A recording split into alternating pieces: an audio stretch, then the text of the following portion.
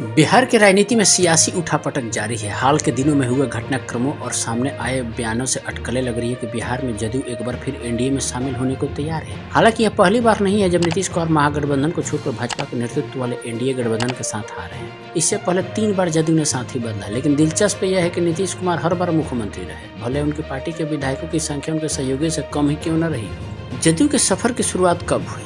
जनता दल से अलग होकर 1994 में जॉर्ज फर्नांडिस और नीतीश कुमार ने समता पार्टी की शुरुआत की। 1996 के लोकसभा चुनाव में समता पार्टी ने भाजपा के साथ गठबंधन किया। समता पार्टी को इस लोकसभा चुनाव में 8 सीटों पर जीत मिली।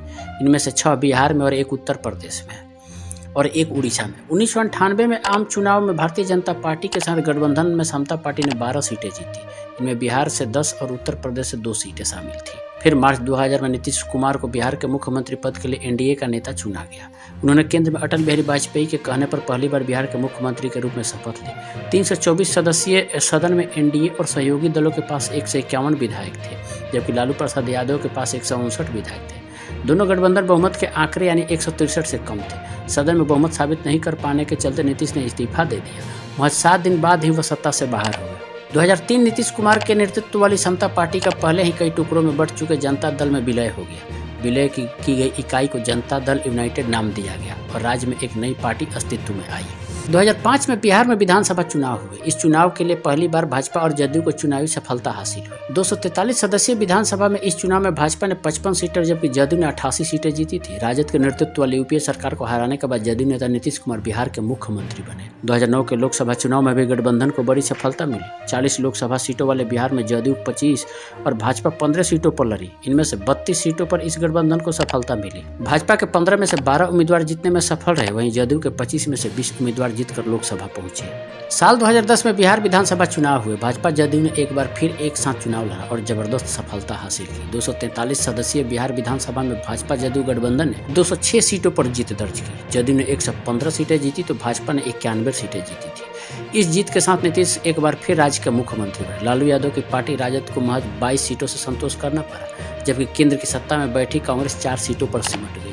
लेकिन 2014 के लोकसभा चुनाव से पहले देश की राजनीति में बड़ा बदलाव हुआ। दरअसल 2014 आम चुनाव के लिए भाजपा ने अपनी चुनाव अभियान समिति का अध्यक्ष गुजरात तत्कालीन मुख्यमंत्री नरेंद्र मोदी को बना दिया। इस फैसले के विरोध में नीतीश कुमार ने बिहार में भाजपा के साथ 17 साल पुराना गठबंधन तोड़ दिया। जदयू अध्यक्ष शरद यादव और बिहार के मुख्यमंत्री नीतीश कुमार ने जून 2013 में एक संवाददाता सम्मेलन में गठबंधन खत्म करने की घोषणा की। भाजपा से गठबंधन तोड़ने के बाद भी नीतीश की पार्टी सत्ता में बनी रही। उनकी पार्टी की सरकार को राजद और कांग्रेस ने बाहर से समर्थन दिया। लोकसभा चुनाव में इन दलों के साथ मिलकर नीतीश ने चुनाव नहीं लड़ा।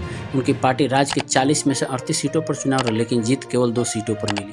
वहीं भाजपा ने लोजपा रालोसपा जैसे दलों के साथ गठबंधन में चुनाव लड़ा। यह गठबंधन 31 सीटें जीतने में सफल रहा। इसमें भाजपा ने 22 सीटें जीती, लोजपा ने 6 और उपेंद्र कुशवाहा राष्ट्रीय लोक समता पार्टी ने 3 सीटें जीती। 2014 में भाजपा के प्रचंड बहुमत से चुनाव जीतने के बाद नीतीश ने जदयू की हार की जिम्मेदारी ली और जीतन राम मांझी को सीएम नियुक्त करते हुए मुख्यमंत्री पद से इस्तीफा दे दिया। मई 2014 में लालू यादव की पार्टी राजद और कांग्रेस ने जदयू का समर्थन किया और विधानसभा में बहुमत परीक्षा में सफल रहे। इस तरह से जदयू, कांग्रेस और राजद ने महागठबंधन का गठन किया। 2014 में महागठबंधन बनने के बाद 2015 में बिहार विधानसभा चुनाव हुए। इस चुनाव में राज्य में महागठबंधन के तहत राजद ने 80 सीटों पर, जदयू ने 71 सीटों पर और कांग्रेस ने 27 सीटों पर जीत दर्ज की। उधर भाजपा महज 53 सीटों पर ही जीत दर्ज कर सकी। इसके साथ नीतीश कुमार फिर बिहार के मुख्यमंत्री बने और तेजस्वी यादव को उप मुख्यमंत्री चुना गया।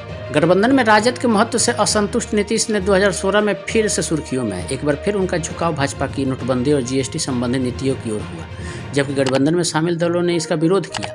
इसी बीच सीबीआई द्वारा लालू यादव और उनके रिश्तेदारों के खिलाफ भ्रष्टाचार के मामले दर्ज करने के बाद उनके गठबंधन से निकलने का रास्ता बन गया। नीतीश ने गठबंधन में शामिल तेजस्वी यादव का इस्तीफा मांग लिया, जिनका नाम सीबीआई के आरोप पत्र में आया। हालांकि लालू यादव ने इनकार कर दिया और नीतीश अपनी सियासी यात्रा में एक बार फिर भाजपा की ओर मुड़ गए। जुलाई 2017 में नीतीश कुमार ने 20 महीने पुराने महागठबंधन वाली सरकार को समाप्त करते हुए बिहार के मुख्यमंत्री के रूप में अपना इस्तीफा दे दिया। 27 जुलाई 2017 को उन्होंने फिर से भाजपा के समर्थन से बिहार में मुख्यमंत्री पद की शपथ ले ली। 2019 के लोकसभा चुनाव में जदयू और भाजपा साथ लड़े। बिहार के कुल 40 सीटों में से एनडीए ने 39 सीटें जीत ली। जहां भाजपा के 17 उम्मीदवार जीते तो जदयू के 16 प्रत्याशी विजयी हुए। इसके अलावा लोजपा ने 6 सीटें जीती। 2020 में बिहार विधानसभा चुनाव में राज्य में भाजपा जदयू ने एक साथ चुनाव लड़ा। इस चुनाव में भाजपा ने 74 सीटों पर और जदयू ने 43 सीटों पर जीत दर्ज की। इसके साथ ही जीतन राम मांझी की हिंदुस्तानी आवाम मोर्चा के साथ मिलकर सरकार बनी, जिसके मुखिया नीतीश कुमार बने। वहीं भाजपा की तरफ से तारकिशोर प्रसाद और रेणु देवी के रूप में 2 उप मुख्यमंत्री बनाए गए। नीतीश ने बिहार में 2 डिप्टी सीएम की नियुक्ति पर असंतोष के बीच भाजपा के राष्ट्रीय नागरिक रजिस्टर यानी एनआरसी पर आपत्ति जताई। कई मतभेदों के बाद 9 अगस्त 2022 को नीतीश कुमार ने घोषणा की कि बिहार विधानसभा में भाजपा के साथ जदयू का गठबंधन खत्म हो गया है। उन्होंने दावा किया कि बिहार में नई सरकार राजद और कांग्रेस सहित 9 पार्टियों का गठबंधन महागठबंधन 2.0 होगी। जदयू भाजपा से नाता तोड़कर राजद के साथ मिल गई और नीतीश कुमार फिर से बिहार के मुख्यमंत्री बन गए। इसके साथ ही राजद से तेजस्वी यादव राज्य के उप मुख्यमंत्री बने। बिहार में फिर से मुख्यमंत्री नीतीश कुमार के एनडीए में आने की अटकलें हैं। बिहार की एक रैली में केंद्रीय गृह मंत्री अमित शाह ने नीतीश के लिए दरवाजे बंद होने की बात कही थी। हालांकि अब भाजपा उन्हें अपने साथ लेने को तैयार दिख रही है। वहीं लालू तेजस्वी भी सत्ता को अपने हाथ से जाने नहीं देने के लिए सभी प्रयास करते दिख रहे हैं। राज्य की राजनीति किस करवट बैठेगी यह आने वाले दिनों में स्पष्ट हो जाएगा। बिहार के मौजूदा सियासी समीकरण पर नजर डालें तो 243 सदस्यीय विधानसभा में 79 सीटों के साथ राजद सबसे बड़ा दल है। इसके बाद भाजपा के पास 78 विधायक है, जदयू के पास 45, कांग्रेस के पास 19, सीपीआई-एमएल के 12, हम के 4, सीपीआई के 2 और सीपीआईएम के 2 विधायक हैं। एआईएमआईएम के 1 विधायक और 1 निर्दलीय विधायक है। फिलहाल नीतीश सरकार को 160 विधायकों का समर्थन हासिल है।